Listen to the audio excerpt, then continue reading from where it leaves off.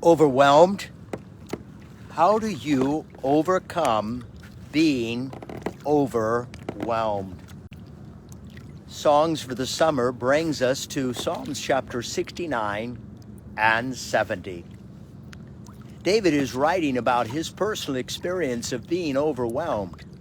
Now, in reality, there are many things that overwhelm us. Driving to the river early this morning, I passed the cemetery, a place where there are broken hearts, deep sense of grieving. It's common to say they lost a loved one and they are overwhelmed. As I continued my drive to the river, I drove past a hospital that I've been to many times. I know what it is at 2 o'clock in the morning to meet a family in ER, and they are overwhelmed. Things have gone terribly wrong. At this particular hospital, I've been there when families have lost loved ones suddenly, unexpectedly, and they've become overwhelmed. There are many reasons why we become overwhelmed, but the focus of Psalm 69 is how we deal with being overwhelmed. The price of gasoline can overwhelm you. The housing market can overwhelm you. It is commonly understood that the most overwhelming experiences that families have is personal finances. Job changes, debt, a bill that comes due on a car unexpectedly, a repair that's very expensive, a hospital bill, or maybe something related to the job. Any of these things can overwhelm us. The key is that when we become overwhelmed, as we study Psalm 69, we discover those emotions, that the crying and the weeping until there are no more tears.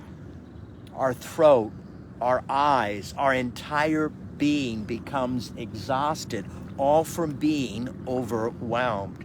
That brings us to the point of, well, how do we cope with being overwhelmed?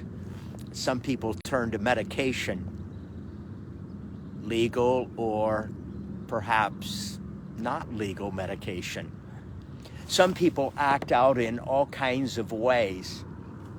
It's common when people are brokenhearted that they'll act out and develop casual relationships that are so inappropriate and not biblical, but they're trying to deal with being overwhelmed.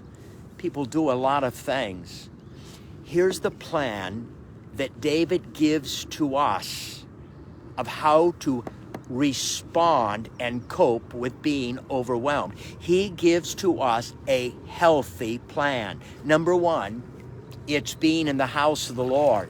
Number one, it's seeking God in his sanctuary, which I find very fascinating, because on occasion, I'll meet people that are going through terrible things. They become so overwhelmed, they stop going to church.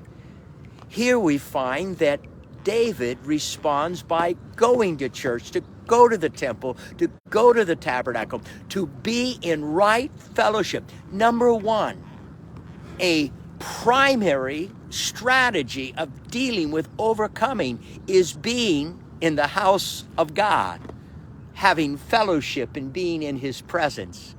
Number two, it's praying without ceasing. When we become overwhelmed, sometimes we may give up praying, saying it's no good or it's not helping. Never give up on faith or prayer. In fact, take it to the next level like David.